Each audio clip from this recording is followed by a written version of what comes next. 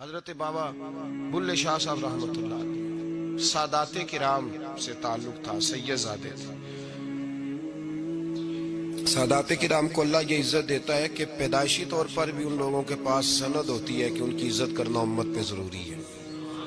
تیری نسل پاک میں ہے بچہ بچہ نور کا، تو ہے نے نور تیرا سب گھرانہ نور کا، یہ ان کو فضیلت ہوتی۔ بابا صاحب فرماتے میرے پاس فضیلت تھی، عظمت تھی، میں سید زادہ تھا اور گیلانی سید غوث اعظم کی اولاد، لیکن آپ فرماتے مجھے پتا تھا کہ اندر سے میں خالی ہوں۔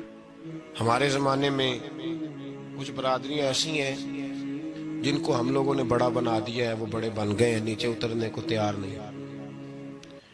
اور میں اکثر کہا کرتا ہوں کہ یہ زیادتی دونوں طرف سے ہوتی ہے۔ اصل مجرم وہ نہیں جو اپنے آپ کو بڑا جانتا ہے، اصل مجرم وہ ہے جو اپنے آپ کو چھوٹا سمجھتا ہے، وہ اصل مجرم۔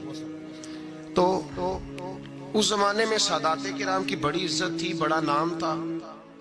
تو بابا صاحب کہتے ہیں میرے گھر میں پیری مریدی تھی، ابا جی بھی پیر، دادا جی بھی پیر، پردادا جی بھی پیر، سارے پیر تھے، لیکن میں جب اپنے دل پہ نظر ڈالتا تھا تو خالی تھا معاملہ، شے کوئی نہیں تھی پاس۔ ہاتھ چموا لینا، نذرانہ لے لینا بات ٹھیک ہے، لیکن نہ علم نہ معرفت، کوئی شے نہیں۔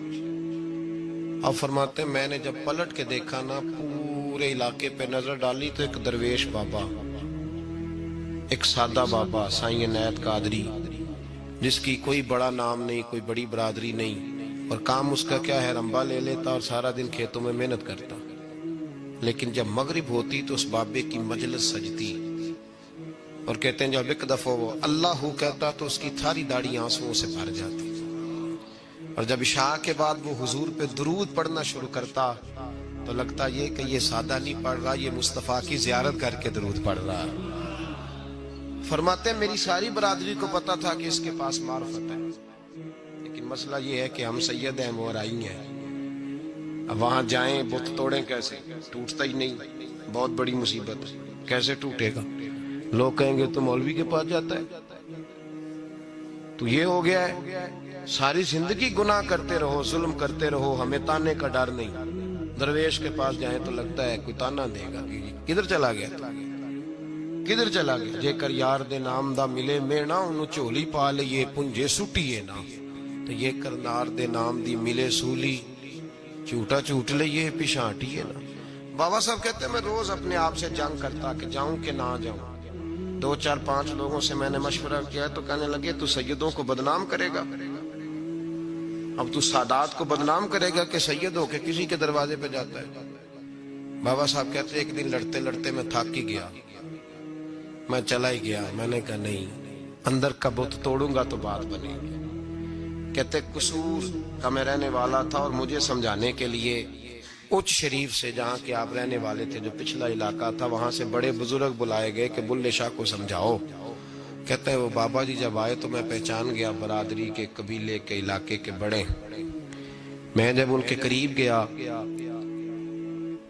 تو وہ نہیں مجھے جانتے تھے، بزرگ تھے، میں تو جانتا تھا نا، تو مجھے کہنے لگے بیٹے کون ہو؟ تو میں نے کہا حضور میری تو پہچان ہی کوئی نہیں، میری تو کوئی پہچان نہیں، آپ بتائیں آپ کون ہیں؟ تو کہنے لگے اسی اچیرے، ساڈی ذات اچیری، کیونکہ اچ شریف وچ رہنے ہیں۔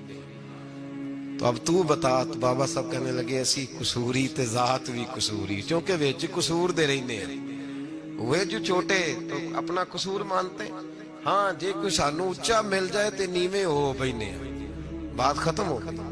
بابا صاحب رحمت اللہ علیہ کو بڑا سمجھایا۔ بابا جی کہنے لگے حضور میں کیا کروں؟ میں جب اس درویش کے پاس جاتا ہوں تو مجھے رب یاد آتا ہے، جب میں اس کے پاس جاتا ہوں تو میرے من کی میل کچیل دھو ڈالتا ہے، اور میں اس کی مجلس میں بیٹھا ہوتا ہوں تو لگتا ہے کہ مدینے والا رسول بھی مجھے مسکرا کے دیکھ رہا ہے۔ میری مجبوری ہے، میرے وہ جو اندر کے باطن کے میل ہے نا، اس نے دھو ڈالے، اور کہا حضور آپ تو کہتے ہیں اس کے پاس نہ جاؤ، میرا تن تو گھر میں ہوتا ہے، میرا من اسی کے پاس رہتا ہے، میں اسی کے ساتھ رہتا ہوں، اسی کے پاس بیٹھتا ہوں، اسی کے پاس ہوتا ہوں، اور میری کشش اتنی سخت ہے کہ اب میرا گزارا نہیں، اب اسی کے ساتھ جیڑا بلے نو سید آکھے انہوں دوزخ میں نے سزائیں۔ اب اس کی تشریح بڑے بڑے لوگوں نے اپنے اپنے رنگ میں کی ہے، کچھ نے کہا بابا جی نے بد دعا دی ہے، یہ بد دعا ہے، اگر کہا تو الجھ جاؤ گے، لیکن ہیں بھی وہ سید، جھوٹ بھی نہیں. کچھ کہتے ہیں بد دعا دی ہے، اور کچھ کہتے ہیں انہوں نے اعلان کیا ہے کہ میں اللہ کا ولی ہوں.